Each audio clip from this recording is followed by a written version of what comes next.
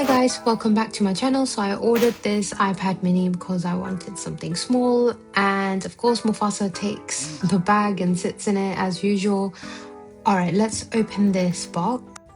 I wanted an iPad mini because I wanted something small to carry around with me. It's a lot easier to carry, but I don't know what I feel about it, so let's open it and see what it brings to the table.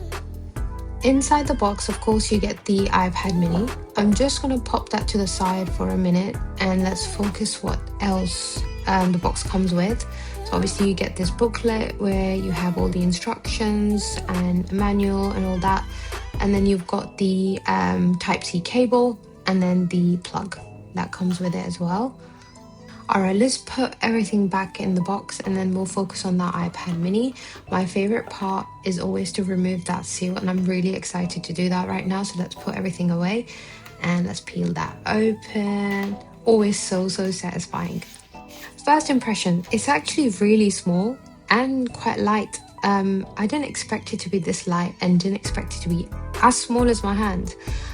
You can hold this properly with one hand if you want, which already makes such a big difference. With the iPad Pro, you have to hold it pretty much with both hands because obviously it is heavier. Let's start this up.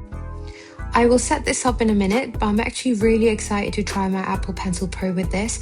I've been using it with my iPad Pro for a while now, and I love it. I just want to quickly try it on my iPad mini and see how smooth it feels. I didn't expect my Pencil Pro to be the same size as my iPad mini, which is very cute. Alright, I also wanted to compare the iPad Pro with the iPad mini and look at the side-by-side comparison, and you can see how big the iPad Pro is and how small the iPad mini is. The Apple Pencil Pro is actually quite smooth on it and it's very easy to connect to the iPad mini or in between the iPads, which I will show you guys in a minute. I just want to show what the iPad looks like and how thick or thin it is. It is thicker than iPad Pro, to be fair, but still is lighter, which is brilliant and looks quite sleek. I love the way it feels in my hands as well. Like I said before, it's not heavy, and I want to quickly show you how big it is compared to my hand. Another thing I tried is using this with my MacBook as a second screen. It's actually really easy to set up. You just go into the display settings, select iPad, and it connects straight away. No cables needed. Once it's connected, it's so smooth and there's no lag at all. And we all know about the Apple ecosystem, how smooth and quick it is. I've been using my iPad mini with my AirPods as well, and of course, it's amazing. And if you're a uni student, this actually makes a lot of sense for you. You can take all your notes on here instead of carrying notebooks around. And if you're studying from home, you can have your lecture or notes open in your laptop or TV and just write everything down on your iPad. Everything stays saved and organized. You're not losing pages or misplacing anything like books and stuff. It just makes things a lot simpler for you to carry around with you because it's small, slides into your bag easily, and it is not as heavy as the books or notebooks, you know. So I feel like this would suit uni students a lot, and if you're into sketching as well, you can just switch over and draw straight away, so it kind of does both.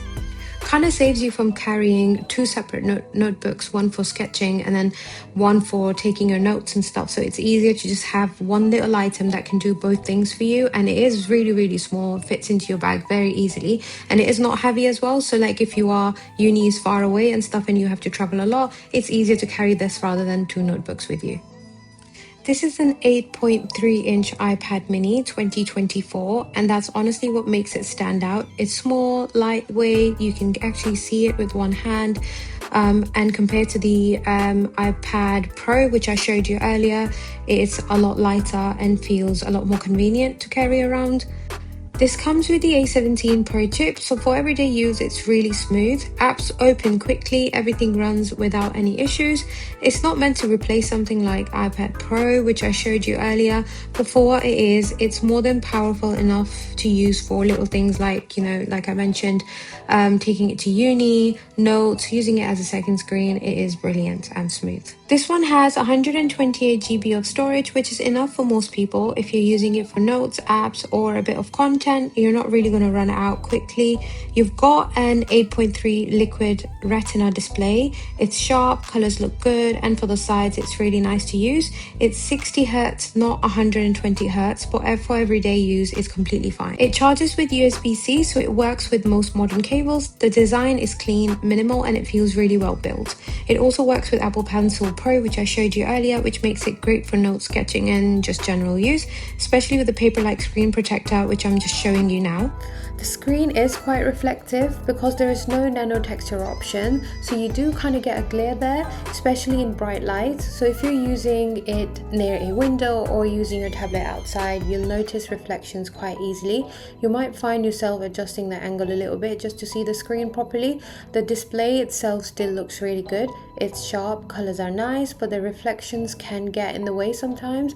So what I did to fix that was just add a paper-like screen protector that cuts down the glare quite a bit and makes the screen look a bit more matte. Plus with the Apple Pencil, it actually feels more like writing on paper, so for me it improved both the visibility and overall experience. So even with the screen protector on, you can see there's a lot of reflection on there, but trust me, it has improved it massively with the screen protector, and without that the reflection was crazy. You wouldn't be able to see much, so it's harder to use it outside. But yeah, with the screen protector on, if you're trying to fix that, it definitely has improved it for me quite a lot. One thing I really like about this is how easy it is to use with one hand. You can just pick it up, scroll, write without needing to sit down properly, and that's something you really do not get with bigger iPads. It's just, again, convenience. I also picked up this case for it, just something simple. It's pretty slim, doesn't add too much bulk, which is kind of the whole point of getting the mini, and it has the fold as well. One thing I will say, I kind of do miss the Face ID. Coming from iPad Pro, you just pick it up and it unlocks straight away. With this, you do not get that. It's not a deal breaker, but it is something you notice. Hopefully they can add that in the new iPad mini coming out this year. So overall, this isn't a replacement for something like iPad Pro, it's more of a secondary device. Anyways guys, I hope you liked the video. Thank you so much for watching. Please like, share and subscribe, and I will see you guys in the next video. Thank you.